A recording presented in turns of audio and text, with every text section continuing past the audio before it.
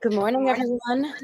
Good morning. We are live here on VPR Radio. It's your girl, Kiana the Goddess. I'm here with my partner, DJ FMI, and always excited when we bring JD on because, we are going to get into some deep topics today about racism, and we're going to talk about the real. We're not going to skate around it. So, how you feeling, Yes.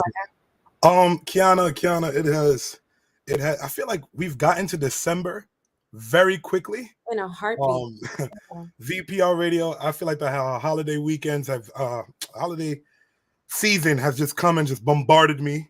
Yeah. I've been buying gifts and saving to make sure I'm taking care of other people and kids and I not haven't even these other started people's kids. gift shopping yet, partner. I am so behind I the was eight. wrapping gifts last night, Kiana. I'm sitting there around the bed. I'm like, you know what? Let me just order this jacket from Shein. This person would appreciate this and get it going early. I love it. Hi, good morning, everyone. Welcome to VPR Radio. Yeah, I'm definitely behind the eight ball. So, but I'll get there. Last year, I was very ahead of the game, but this year, not so much. But that's fine. The holiday season is always like so crazy, but I'm really looking forward to these holidays. Actually, it's like I'm not allowing myself to feel stressed or overwhelmed. Yes. Just surrounded by my family and love, and that's what matters to me, right? It's about the experience and being able to make it another year. Hmm. 2023, partner. Do you believe it? Yeah, and the years have flown by. I remember when we were doing our first events at T-Bomb. That's what it was. Yeah. T-Bombs, and it just the years have flown by. All the artists that we have met. Speaking about the artists, shout out to all the artists that I've met at the last showcase I did. Power 105.1, Reflex Radio, Hit the Beat ENT, VPR Radio. Of course, we're doing footage and live interviews. It was a great experience. Shout out to all the artists. We're gonna make sure we reach back out to you because you've been sending artist submissions and you've been sending our drops for me, and I appreciate that. We So love it. I'm definitely gonna get those records added to the VPR radio playlist. Um, Also, while Yep. we're here, thank you to everyone that has been tuning into our YouTube. We have been doing short and a few little short segmented videos. We love your feedback, and we definitely want to see what you guys want to see more on the YouTube channel. So when we're not here, you can still watch us back on YouTube and run those clips back. Absolutely. And please feel free to share. We really appreciate it. We love to not just offer the news, but offer a deeper perspective and have you Yeah. really look into things. It's not all on surface as we can see. And I see that JD has stepped into the studio. So let's just bring this man right up to the stage. Doctor. Good morning, JD. How are you? What's up, guys? How are you? I'm What's great. going on, JD? Doing great. Doing great. Too bad there's not much to talk about. Yeah. No, not at all. We're short on topics. Yeah, very short. Yeah. Right. How's everything been, JD, since the last interview? Have you been just adventuring and touching minds like you did with us on that last I episode? want to catch all. I've been Like, actually in the laboratory a lot, just creating an online program. I'm almost complete with that. I got to do some more personal videos for that. Then we can beta test it and launch it with the Anti-Racism Academy, a woman based out of Philadelphia. I'd actually just went up there not too long ago and went to see her and did an interview with her that's going to go into the program. So I'm finishing that. I got to get in the studio and do an audio book. And then I'm really going to get into what I can do to promote everything together. yeah. You're really out here making waves, JD, and I love it because it's definitely time for some consistent noise and some consistent waves. I love the short that you put up on your Instagram the other day talking about how ignoring racism, right? Right. Just ignoring racism, acting like it doesn't exist, you're still feeding into it. Yeah. Let's And talk about that. I wanted two things with that video that the clip came out of, and that was to stop with this whole I'm not a racist, and we're so afraid of being called racist, but we're not willing to do anything about racism. And so I wanted to say, look, I'm JD Mass. I wrote this book, and as a white man, when I'm in this system and I'm benefiting from the system, hey, I'm a racist. So can we please stop that. And because it's almost like I went to U City High School, I'm a lion, right? I went to St. Louis U, I'm a Billiken. I participate in a system that is racism, and therefore I am a racist. I get to benefit from that.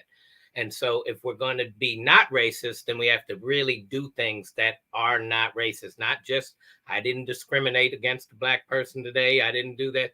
No, I'm working to build a community that participates differently than the one that we have right now, that doesn't hold certain people against each other, and we work together and really build something different. And that's really what being not racist means to me.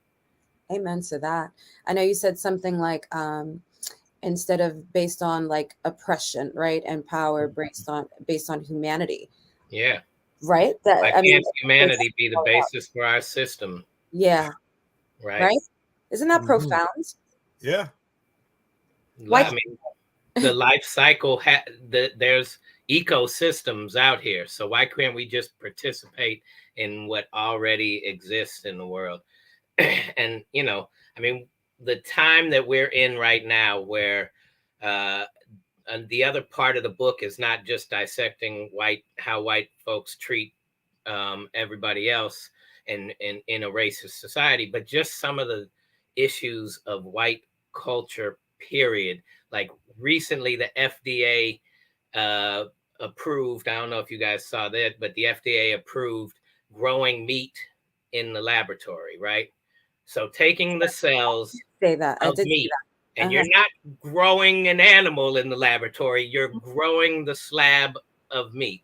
Mm-hmm. You're growing the I'm chicken. about to say, I'm like, we watering meat and it's just growing like a plant now. That's what they I, figured I something. don't know the specifics of it, but Yeah. I know it's approved that taking the cell structures and reproducing those cells in a laboratory to Yep, make the meat, that's right. so Which that is we don't have to conceived. even grow the animals, has been approved. That is playing God at the highest level. Yeah. Playing God is a part of only this low melanated Greco-Roman European based culture, and even Northern Asian culture do it too. But those farthest removed from Aboriginal and indigenous culture are playing God in this way, right? I had a conversation with a woman one day, and she was telling me how she was an organic chemist studying at Washington University, which is our prestigious university here. And so I'm thinking, okay, organic chemist, I like organic food. She was totally opposed to organic food, and she was trying to recreate breast milk in a laboratory. And she just was like, I just can't get it right. Yeah, you won't get it right because you're not doing something that is right. Like, there's no need to reproduce breast milk. But if we thought about the importance of breast milk for the child and built a system around supporting everything that built around supporting the woman being able to breastfeed, and I get it, there are women that might not be able to, but there's so many that produce enough to cover those that can't. We don't need to create in a laboratory No, we don't. breast. And and so just the idea of approach to that and playing God, that's strictly a white cultural thing that we need to address, in that playing God instead of being a part of what already exists and what the creator gave us is just mind-boggling. I think it's so frustrating because all of these leaders, all of the people that are in charge of, FDA, EPA, like they're not people of color, right? It's not like, even when it comes to voting, right? The leadership, if you look at the hierarchy, the trickle down, I mean, it's all the same. We see the same. That's why they're called the good old boys, right? This has been our politics.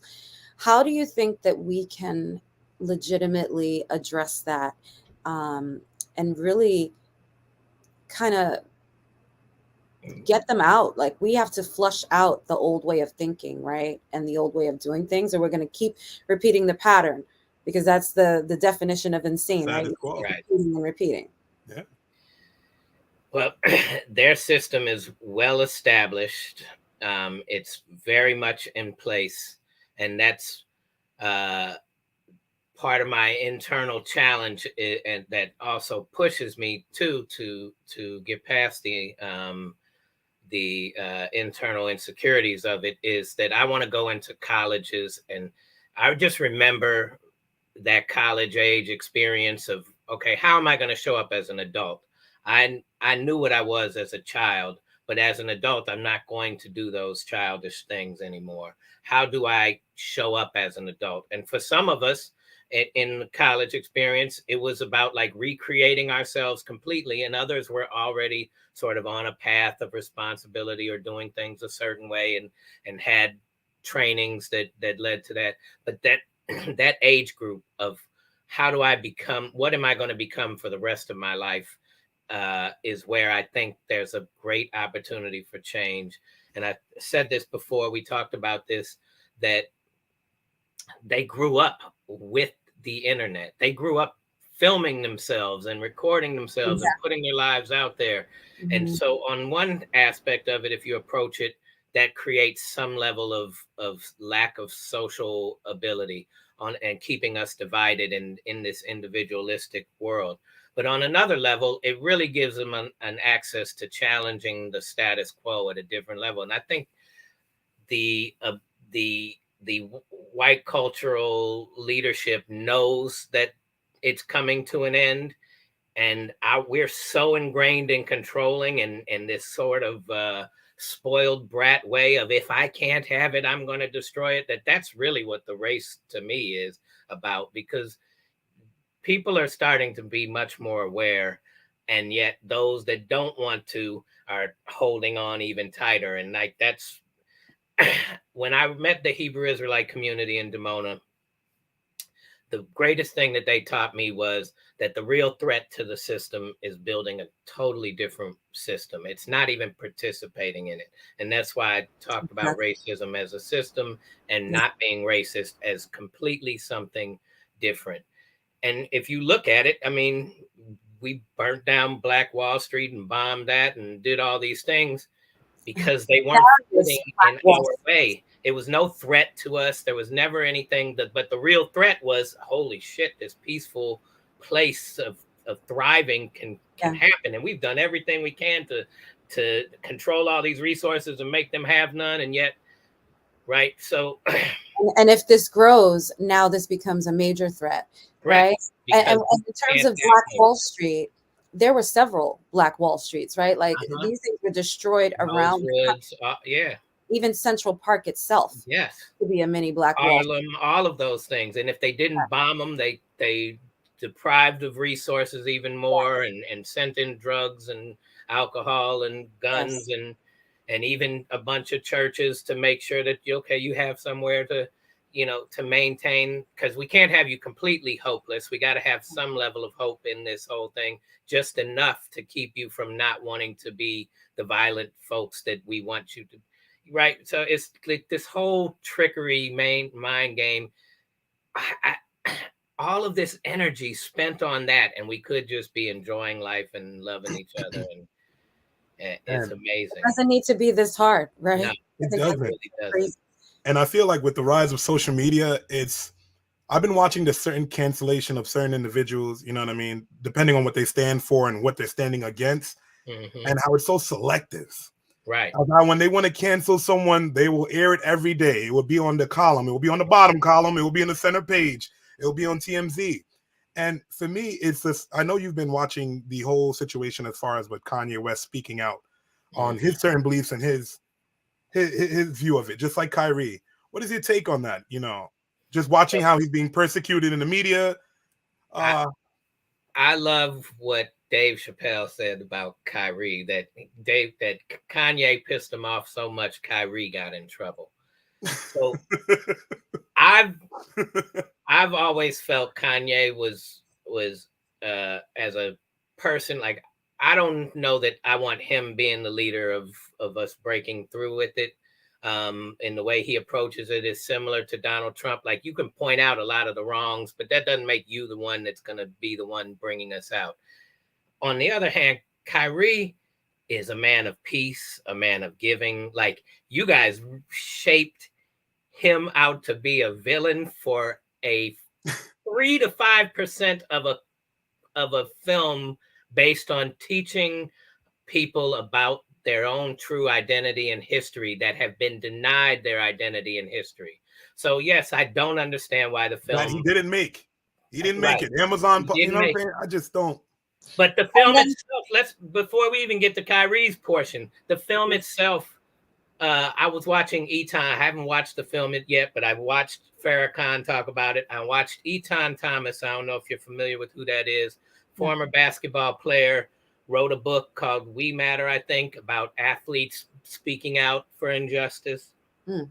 And does a lot around social injustice. And he had Mahmoud Abdul Rauf and Craig Hodges on. And he was speaking about the essence of what he saw in the film. It's 3.5 hours. He said in the very beginning, they did mention something as they're kind of putting up information that the Holocaust of killing 6 million wasn't real or something to that effect. But it didn't say whether it was the 6 million that wasn't real or whether the entire thing wasn't real. He didn't understand it, and neither do I, why that was even relevant to the story itself. And then in there, he said that at times there was quotes of Hitler, and that's just somebody you don't quote. But for 95 to 97% of this movie was well documented information about how the original Hebrew folks that wrote these writings from which we have guided our lives on so many levels around had melanin in their levels in their skin that was much darker than those of us that came from the Greco-Roman culture, that went down. And I mean, like, this is what I learned from the African Hebrew Israelite teachings in the kingdom of Yah and Damona, that there's actual documented information that can show, at least give a better argument than we do. And sometimes I see like, well, this is unproven that the black folks are part of the Hebrew tribes. Well, where is it proven that white folks were? Because I never saw that. And we just claimed it and we were okay with that. And now you got to prove this. And we did everything we could to erase so much history. Like, come on, just calm. If it's true, does it make the teachings any differently for us? Right? If it's true that the Moses and the Abrahams and the Jacobs and the Isaacs and all of those folks and the Yeshuas from which the stories of Jesus were created, if all of those people did not look like us, does that change how we feel about the teachings, or are we still focused on the message? Because if we're not focused on the message and the teachings, then this was about control in the first place, and all of that religiosity doesn't matter. Right. So in and of itself, this film, to take those little parts, and I get it, we come from a place of pain in the Jewish tradition, but we also, like, there's this Rabbi Harry Rosenberg. I don't know if you've ever heard of him. No. He's out in Israel now, but he grew up in New York. And he's willing to speak on, we probably came a little later as European Jews. And he actually was interviewed by Eton as well. And just to admit that fight, he also talked about, like, the thing that's weaponized is there are powerful Jewish folks in positions of power that are able to influence this cancel culture type of thing. Absolutely. And then there's so many others of us that are actually part of wanting change or just wanting to live the life according to the teachings. And we have to be willing to acknowledge that the things that folks are complaining about and are upset about and pissed off about actually are true. And yet they need context, because it's not just a Jewish thing. It's a white thing. And at that level, it's Jews, Christians of different sects, all participating in trying to be powerful and control things. So it's a white, it's easy to point the finger for Kanye at Jewish folks, because that's true.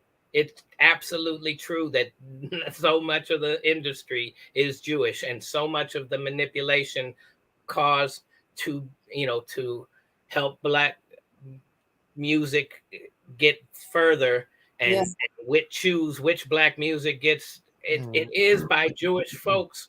Not all of them are, but a lot of them are. that's right.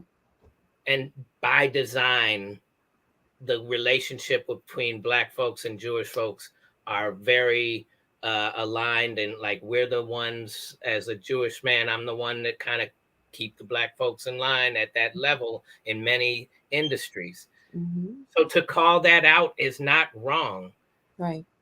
but to make it not part of the context of the whole doesn't do the full justice of it to me. Agreed. Going back to Kyrie, how you make this man into be a martyr or something that is Ellen.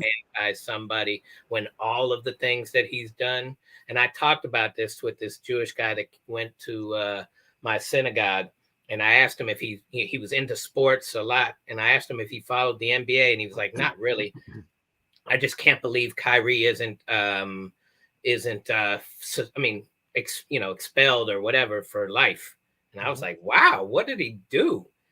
And he was like, oh, he put out this video. I was like, yeah, do you know what the video is about? And so when I broke down the same things, and then I was like, he helped all those folks in Standing Rock. He went and protested with them, made sure that they had the supplies they needed to complete the protest and compete against the big oil rig companies. Do you Right. know what he did for George Floyd's family? Do you know what he's done for all these other families and what he's doing for his community? He was sharing information to give knowledge. That was it. Like, what did That's he do? genuinely, though, why they're trying to destroy him, right? Because Of again, course. once you start bringing the knowledge to the masses, and we live in a society where information is accessible by your fingertips. I mean, it goes so deep. I even think back to, like, as we were talking about Moses and stuff. Look at the depiction of Moses. Look at the depiction of, Cleopatra, Right. where they use a white woman, right, to depict a queen of Egypt. Yeah. How did anyone in Egypt become white skinned? And up until 30 or 40 years ago, that's what they would do. They would actually, blackface a lot of actors and whatnot to have them depict people of color. And it's weaponizing, It's very weaponizing, and it's very manipulative to the ideas that we're generating and growing up with. Like I remember seeing a promotion for a movie about the Old Testament and about Moses and this, and the whole thing was white, and I was like, yeah, I just can't How buy into that. I didn't even have the knowledge at the time to even understand where Israel's located and all of those things. But like, everybody's white right in the Middle East. in the Middle East. But and then all out of that came all of these different cultures. Come on, what are we doing? Right. What and the fear of losing that sense of power goes back to this scarcity mentality that there's just not enough on the planet just because there wasn't enough in these northern regions. Right. That scarcity mindset. Yeah, and I honestly, going forward, at least sitting here in America and dealing with racism, I went to Houston and I was just conversing with so many people. I expected them to be, oh, I'm not trying to be not nice. Expecting them to be like, we're from New York, with Right. just the New Yorker in me. And I'm getting this Southern hospitality, and I'm speaking to a Caucasian gentleman. He's just like, yeah, there's not a lot of division here. You would think that is because of the politics, but he's just like, no, Houston, we show love for each other. Texas, we show love for one another. He's just like, there is some racist people, like the older, generation, but it's starting to break away here in Texas. And for me to hear that, I was just like, all right, we're taking a step in the right direction. But to have everyone realize their part in just putting out certain content, or their part just saying certain things and just watching racism go by, is why I feel like these conversations need to be had more, where we don't feel demonized, where you're walking around. I have black friends or I have white friends, where we don't have to have that comment come out to justify us being around any certain person. Right. To say, like, I'm not racist. I'd love to Again, I'll share this comment that Donna made. She said, I don't think everyone is racist because they're white. They may be privileged, but not racist. I'd love you to address that comment, JD. I just want to that it's a matter of how we define and and dissect that. I just want, if you're not purposely trying to be a part of something different, you can be not discriminatory, right? Racism is a system, and that's why I love Dr. Claude Anderson's breakdown of what is racism. Discrimination is a component, that's an individualistic thing, and you cannot discriminate. If we're not trying to repair the what the harm that was done, if we don't focus on repairing and healing, and we have a world of competition, so to pretend like it doesn't exist and then go out and play in this world of competition where we have these privileges makes us racist to me. That's just my definition. It's how I see it. And so if we're not actively saying we need to stop this and repair the harm that we've done, if we're going to, even if we're going to keep this world of competition, then until we have repaired that harm, we're still acting in a racist way. And I think you got to be actively doing that. And you can call it actively anti-racist. You can call it whatnot. I just want to build a better way of living and let this sort of destruction crumble itself. But at the same time, be aware of the destruction so that we know it's coming after those of us that are building something for peace and collaboration and whatnot. But until we really even this playing field, so to speak, for however we deem that, and make active, and that's way more than cutting the check, which is part of it, definitely part of reparations, but to actively heal the trauma, to be a part of that healing process. And I try to tell white folks there's some benefit. I don't even care if you think like you're giving up a cost and all of this and I shouldn't have to pay for it. There is a benefit to all of us to participating in healing. Agreed. At whatever level we're coming from. Mm-hmm. To participate in healing is going to be spiritually beneficial to us all. The energy that's going to come from that and exist, and the minds that will be open to all of those things, it's going to benefit us all, not even on the surface level, which they'll try to argue the most, just on a, like, the doctors that do the surgery, they actually benefit feeling good about saving a life. Like, there's got to be benefits for us on all of this. So yeah, I agree. There's no con to healing, right? No, especially healing on a massive level, because we're talking about racism is not just an American issue. Right. It's global. Colonization has happened all around the globe. If you look at the continent of Africa, most of the leaders are white, are ingrained in racism. Like, history goes back to these non-melanated regions, Great Britain, et cetera, that conquered France, right? That came in and conquered these nations of color and took them by force, right? Never let's negotiate or let's live together peacefully. And that's the element that truly is missing. And not to say, in a world with billions of human beings that everything's always going to be kumbaya, but it's such a thought process of oppression that's built under the reign of power, right? And who's going to be in control, and who is at the top, who's wealthy, who's poor, who can live well, who can't, who can have good education and have access to good education, and who can't. It's just such a mismanagement on every single human being able to have the same opportunity and to do their best in life. Right. And on a healing standpoint, wouldn't that force us to educate about truly things that are benefiting our lives? Wouldn't we have to look at biology and go, well, how are we eating, and how are we producing, and how are we caring for the world, and how does that affect ourselves, and how does, like, learning it so we don't just have to learn it for the test and then move on, and it's a checklist item, and then we can say, oh, you just didn't want to pay attention, and now let's build it so that we feel good about what we're learning, so that we know we're incorporating that into the world. Let's learn how these systems work instead of just regurgitating information and not feeling connected to that. All of that's part of the healing process. We would have to really look into all of that.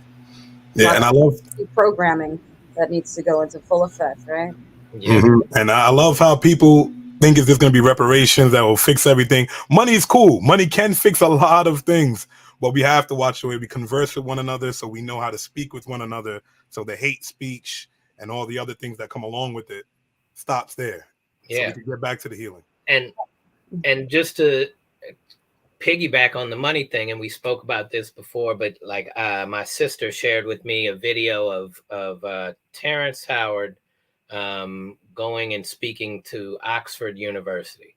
And Terrence Howard is like into physics at a whole nother level.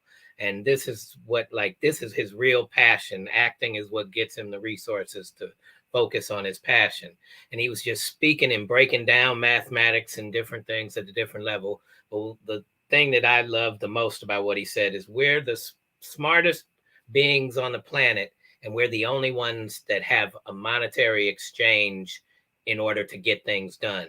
As if getting to water or building the house or building these things, actually money did anything to do that. It was still our energy. It was still resources that existed on the planet. Yes. We could live without this monetary exchange, because we did. Value. Yeah, we definitely did. And I think another component that makes it so difficult, especially when you're trying to reach people and heighten them to being sensitive to racism and to, people's plights and things that have occurred generationally and trauma. At the same time, there's things that's being fed that desensitize, right? The fights, even like Jeffrey Dahmer, like people are now finding themselves obsessed with these serial killers and the mindset. And I'm like, all of this is so low vibrational and only feeds, like even these games, these killing games and stuff that young kids are playing. I saw a story on Facebook earlier, and I just came off of Facebook because I was like, not starting my day like that. But it was about a young boy. He was 10. Okay. I have my youngest are 11 and 9. So I'm like, what? He didn't get some sort of killing video game, and he shot and killed his mother. I just seen that yesterday, Kiana. Yeah. What the hell, FMI? What the hell, JD? Right. Where are we as a society where this is even okay, right? And this is why killing of Black people in masses, and people aren't so tuned into it and look at it on an empathic level, because you see killing as a play, as a entertainment, a source of entertainment. And we drive it even more so by then building the fear around the killing, instead of going to the whole gun control thing. Like, I get it. Certain laws may prohibit certain things and may reduce it. If you have a capitalistic society that says what you manufacture needs to be sold in order to gain more capital, then manufacturing guns is going to produce a market for it, either a legitimate market and legal market or a illegal market. And when my best friend went up to Chicago to visit some family members, one of the family members said these two guys came from West Virginia in a truck and had a whole 18-wheeler truck full of guns and were selling them on the streets. Makes no sense. Like to then paint the picture of how violent inner city communities are, but we're dumping the drugs. Or doesn't that make us violent for coming up with the weapons? For sure. Manufacturing, distributing. You can manufacture them, but you don't bear the responsibility when something goes wrong with what you manufactured. Right. How real is it that with the recent Walmart shooting, and our hearts and prayers go out to the families of those that were affected and lost their lives and were hurt, the worker purchased the gun right at Walmart Walmart. the day of. And called a That's how meeting. easy. It's easier to go and get a gun than it is to go to a liquor store and, you know, buy a bottle of liquor underage. It's easier to get a gun than get a job. Yep. Yeah. Fact. Think about that. Yeah, you know, I don't know how I'm Easier gonna to afford get it, but I a can buy this gun. library card. Mhm. Okay? Yeah. Or a credit card. Yeah. They do more checks And- for your credit and things like that before they do it for a gun, or they'll check your ID. For, you know, it's interesting world we live. Yeah, and just the amount of distraction around it. Oh well, it's a mental health issue. Okay, what are we doing to address mental health? It's this issue. Okay, well, what are we doing more? If the right people had guns, the wrong people wouldn't. Well, that doesn't Right. make any sense. Right. It's You're just like, shrouding lies with more lies, right? Yeah. Yana, JD, Pointing I'm not fingers. gonna lie to y'all.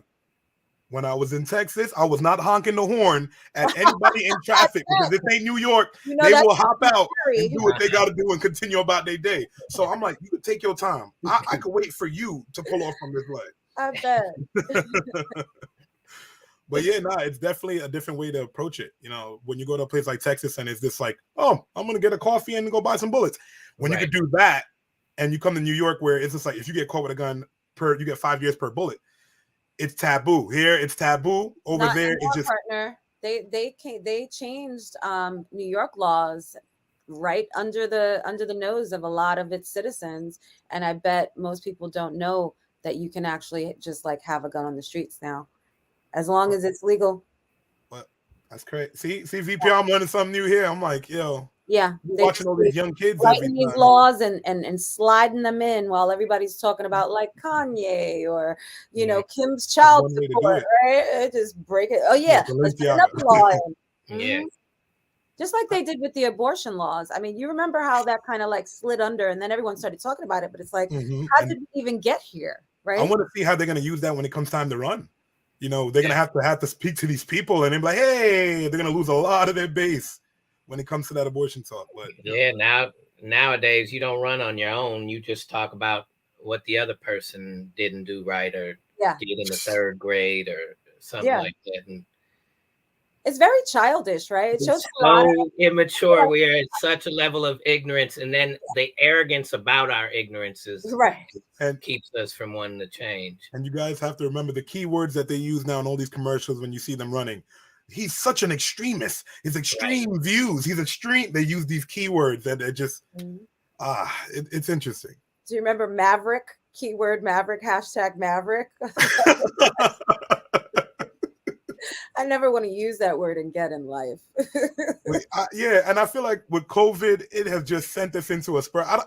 Before, as a nation, I felt like we had some unity. With COVID, everyone just went off to do their own things, went off to their own subcultures, and found what they believed in, and we all came back now and we're disagreeing with one another. Whereas it's just like there's no middle ground anymore. It's not you're a Democrat, I'm a Republican, and I'm an independent. We can be cool. It's now, oh, I don't like you. Think about what was happening though during COVID too, and you know, I feel a lot of things are not coincidental. You know, we had so much uproar and upheaval happening politically. All of this is happening while people are sitting at home, and what are they doing? Watching TV, taking in media, scrolling on Facebook. So they're having access to all of these things, and it's just feeding their anger. It's feeding their fears, right? So when a lot of people step back into the world like, oh my God, I don't want to be here. And I feel like it's coming from more from a place of that than it is from like understanding or empathy. It's coming from a place of scarcity and survival and fear. And pushing the need for lack of trust in others. Yeah. Like that's heavy. you can't trust anybody. Just keep your you hear people just keep your circle small and just do this, that, and the other. Like, what are we doing? There's a world of 7, now 8 billion people where we weren't created to be individualistic and independent. We were created to rely on one another, and we have to. And yet these thoughts that we've been given and trained to believe in, at some point that cycle has to break because it's not built on a strong foundation. And so that's if we can continue to to focus on reconnecting and things of that nature. As that's breaking, there has to be a desire for things to go well. I often wonder, like, we go, this world is billions of years old. Maybe it's been here forever. I don't even want to get into that argument, because I don't see how something started and where we are in this.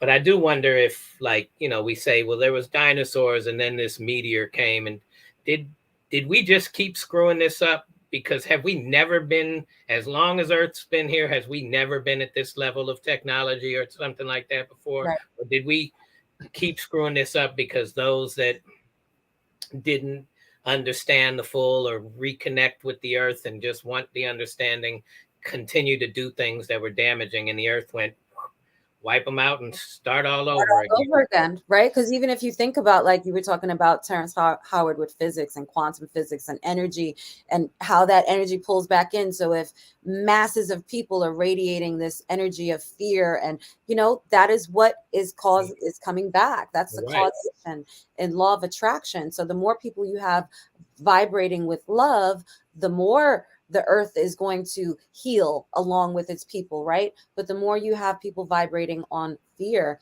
vibrating on hate, vibrating on scarcity and on sadness, the more things are going to continue to be more tumultuous, and more wars and earthquakes and tsunamis. And I don't think that any of that is happenstance. I completely agree with you on that, JD. So I was thinking about this the other day, and I know that we talk about, you're either coming from from love, or you're coming from a place of fear.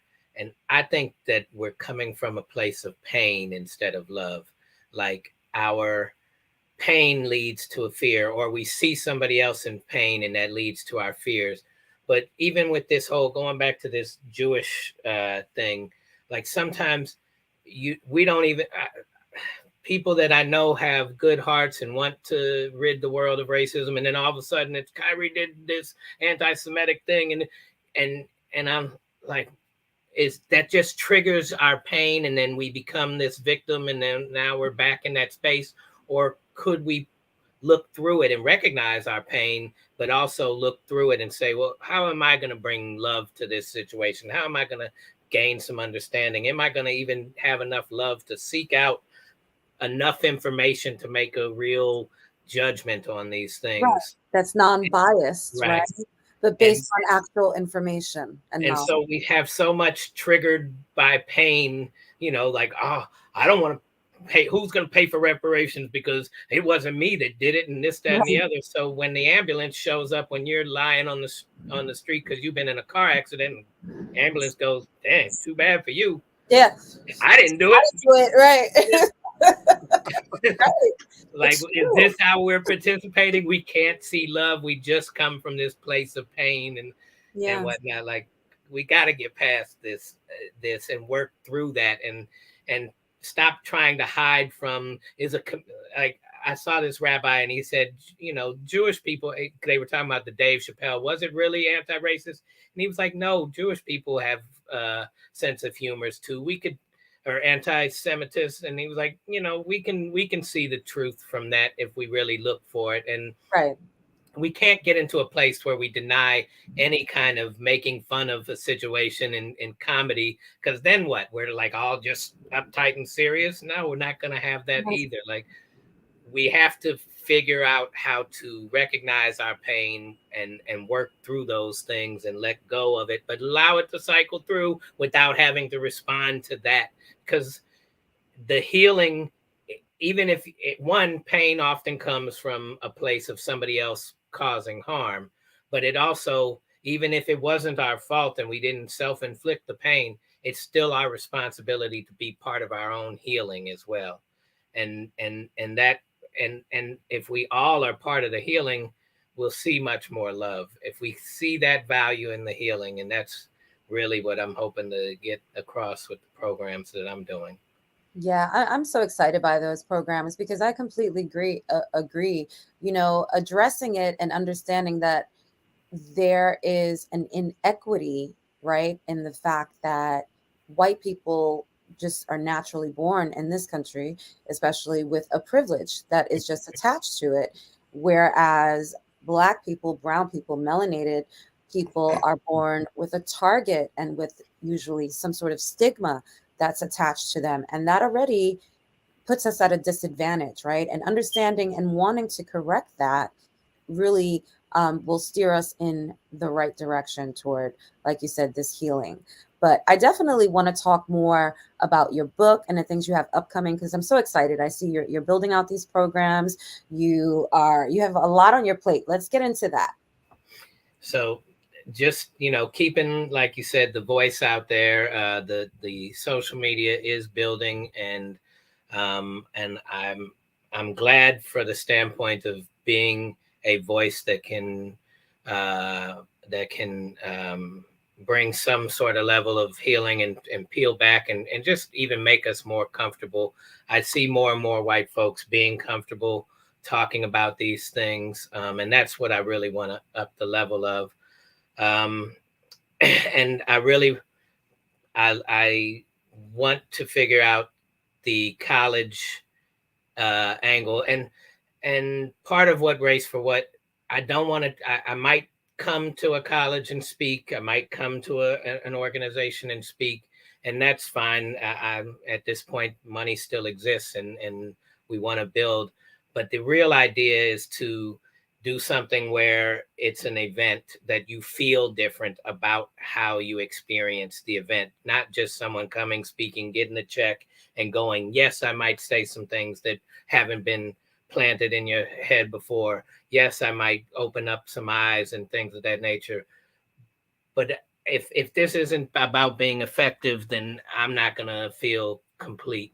And that's why I'm doing it. So one, what can the event inspire? And two, how can we have something set up for follow through at these colleges? How can we have, how can we build something that people are a part of? So definitely music. Like even on the audio book, I want to offer two versions of the audio book: one with music that supports the ideas, and two with just an audio book if you're not into music but you're interested in hearing the stories. Love Good it. concept. I like Right. that. So how are we really following through with that? And that follow through is more important than anything I have to say. And what can we build, even in the nonprofit work that I want to do? And I've had some pushback on different levels. But in Compton, there was an organization led by a church that once every 3 months would go and had built out to a lot of volunteers, thousands of volunteers, to go and just help, whether it's paint a house, put up a fence, do landscaping work, and help beautify the community.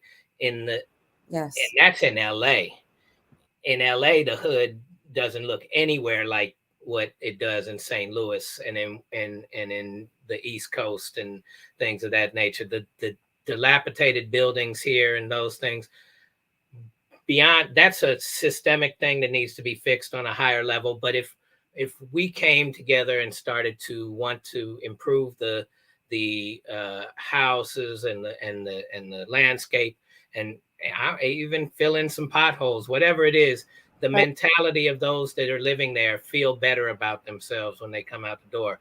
That's I, right. I don't know that we can reach the houses that are dilapidated yet, but even in working with folks that can then maintain that and build that. But also what it does is it brings people into these communities to see and experience that not everybody here is just trying to kill themselves and kill each other and whatnot. They're really great hearted people going to work, and the system has depleted them of resources.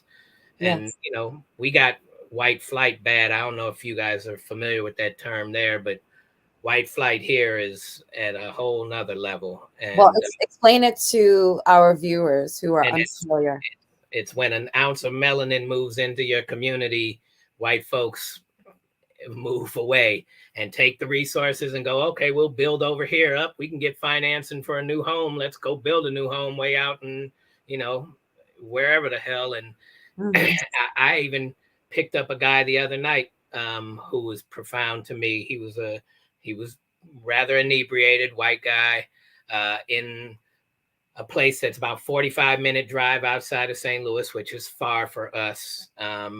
And he worked even further away in Columbia, where the University of Mizzou is, and his wife worked in St. Charles, which is the neighboring county. And he said they moved there to be to be able to kind of split the difference between their work. And he was like, but the white flight is driving us nuts. And this is a white man speaking to me, doesn't know me, doesn't know what I'm about. Nice. And when I showed him a flyer about the book, he said, there's two ways to look at the system of just incarceration. Either Black folks are naturally inclined, genetically predisposed to being criminals and being, violent and on drugs and just all these things that we've deemed as bad in our society. And they're just naturally that way. Or there's a system designed to help push them and incarcerate them and wrongfully do so in a way that's because you can't deny the numbers that exist in the system. And he said, so either you're going to say I'm racist and I believe Black folks are built this way, or you're going to have to identify that the system is racist. And if you're not willing to do anything about it, then what does that make you? Right. And I was like, yeah, that's a very profound, simple way of just describing it. Like, where are you on this line? Right.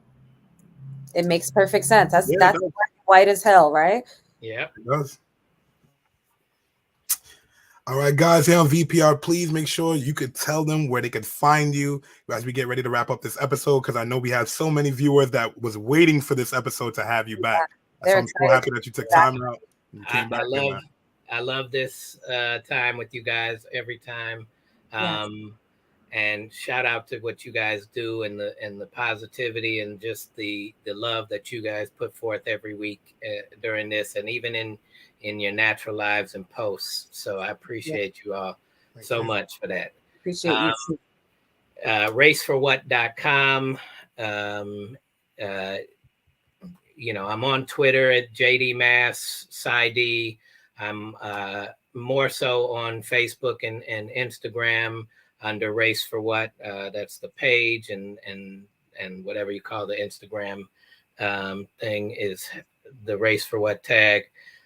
You can even contact me at race4what@gmail if you want to work on building something together. I'm open to that. But check out what we're doing. We're creating blogs and we're creating videos on YouTube. The channel is under JDMass if the easiest way to find it is JD Mass, Where Are My Angry White Folks? And that gets to the I love it. number of the videos, and then we go from there. Amen. And I need to get my signed copy of your book. Yes, so I actually meant to say that to you both. Yes. Like, I need the addresses and I need your signature on my copy. Yeah, definitely. Definitely. I apologize it's taking this long, and I was thinking about that earlier today. No, you're good, no worries. JD, you are one of our favorite people. Of course, we're going to be talking behind the scenes. We're going to have you right back on VPR soon for the next wave. There's never a shortage of topics, right? Yeah, at all. Absolutely. Yeah, we want you to go forward and please have the most blessed day. I'd love you to leave us with the last, how we do our last positive thought for everyone that's watching. So the last positive thought goes back to the healing and the value. I want to just give thanks, in this season where we think of others in this country,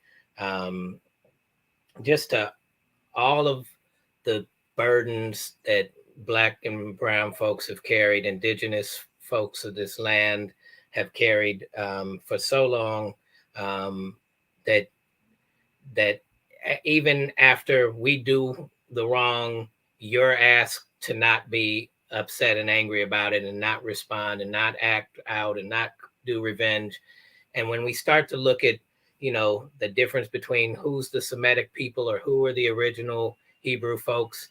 I just go, even if we just looked at the examples of behavior between the two communities, one causes injustice and the other one carries the burden of injustice and still is promoting for peace and love for all of us, even those that are causing the injustice. And if there's not a more biblical way of living your life than that, I don't know what is.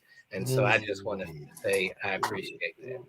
Ooh, you said a word, JD, Bars. JD. I can't. Oh my goodness. I mean, if you had a mic, you needed it to drop it because My headphone done dropped. I'm just like, hey man, I'm just like, yo. That's how real it is. Beautifully said. Thank you so much, JD. You are Thank such a you good guys. person, and we love and appreciate you. We'll definitely see you and talk to you soon. Will do. Later, my brother. Ciao. What a wonderful episode. Yeah. Yo, bro, it's always amazing when JD comes on. A true honor.